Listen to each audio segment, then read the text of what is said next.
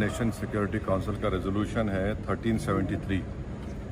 उसमें ये ख़ास तौर से कहा गया कि कोई स्टेट क्रिमिनलाइजेशन को फाइनेंस ना करे और किसी भी तरीके से टेररिज्म को सपोर्ट ना करे, सेफ हेवन ना दे।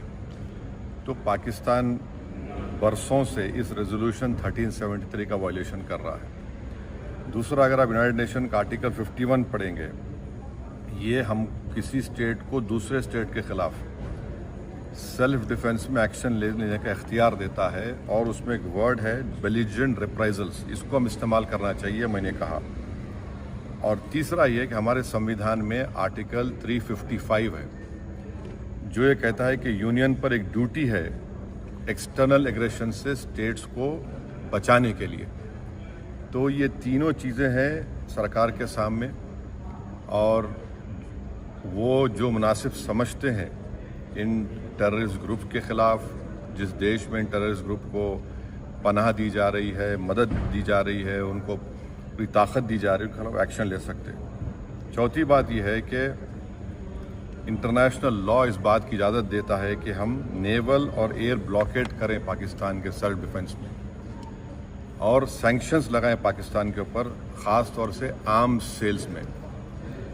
इसके बाद मैंने ये कहा कि वहाँ पर मेडोज़ में आखिर क्यों सीआरपीएफ नहीं थी वहाँ पर,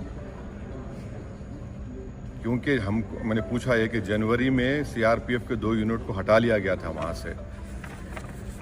उसी सिलसिले में मैंने ये भी पूछा कि क्विक रिएक्शन टीम को 1 घंटा लगा ऊपर पहुँचने के लिए, जब तक ये पूरे शयातीन, ये तमाम जालिम लोग वहाँ पर मज़हब पूछकर गोली मारते रहे। और 2000 में वहाँ पर एक नुनवान कैंप है पहलगाम में, वहाँ पर भी 30 यात्रियों को मारा गया था, और उसमें एक कमेटी बनाई गई थी लेफ्टिनेंट जनरल जेएच मुखर्जी की, उसका रिपोर्ट का क्या हुआ। तो ये सब बातें हमने कही हैं, और हम उम्मीद करते हैं कि साथ ही साथ मैंने ये भी कहा कि कश्मीरियों के ख़िलाफ़ और कश्मीरी स्टूडेंट्स के ख़िलाफ़ जो झूठा प्रोपेगेंडा किया जा रहा है वो रुकना चाहिए। और अगर लोग सोशल मीडिया में या टीवी चैनल के कोई एंकर्स हैं, ये भी मैंने कहा, अगर वो हिंदू मुसलमान नफ़रत में इजाफा करेंगे तो वो लश्कर तैयबा मुस्कुराएगा उनके ऊपर, पाकिस्तान मुस्कुराएगा उनके ऊपर। आप इस तरह से किसी एक समुदाय को जो इस बाइज़्ज़त इस मुल्क के शहरी हैं, और मुसलमानों का इससे कोई ताल्लुक़ है ना कभी रहेगा, यकीनन हम मान रहे कि इन दहशतगर्दों ने किसी का रिलीजन पूछकर उनकी जान ली, वो कंडेमनेबल है, मेरे पास तो अल्फाज भी नहीं है। मगर अगर आप उसके जवाब में अगर यह करेंगे तो फिर हम उन लोगों को ताकत बख्श देंगे जो इन्होंने इस तरह का टेररिज्म किया।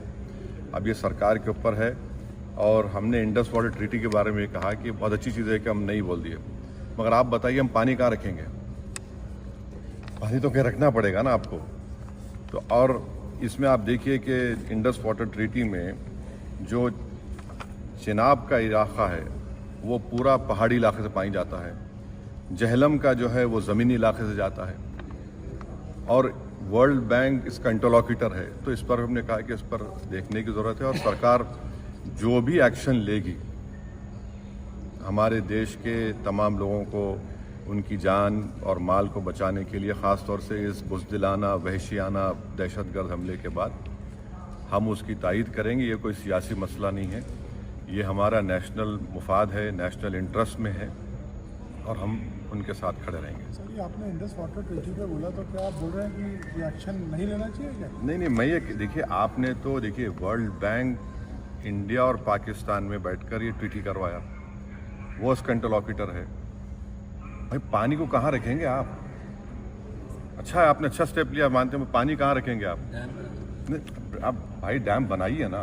स्टैंडिंग कमेटी थी, उसने इसको कहा था कि उनको इंडस नहीं, अब वो उसमें मत जाइए। मैंने ये कहा कि अच्छा आपने लिया है जो steps cabinet committee on security में लिया आपने, ठीक है, मगर वर्ल्ड बैंक इंटरलॉक्यूटर है उसका, तो वो भी देखे, इंटरनेशनल लॉ से देखने की जरूरत है। पाकिस्तान ने शिमला अकॉर्ड भी कैंसिल कर दिया। अब वो तो सरकार से पूछिए, हमने कहा ये बात कही। थैंक यू, शुक्रिया।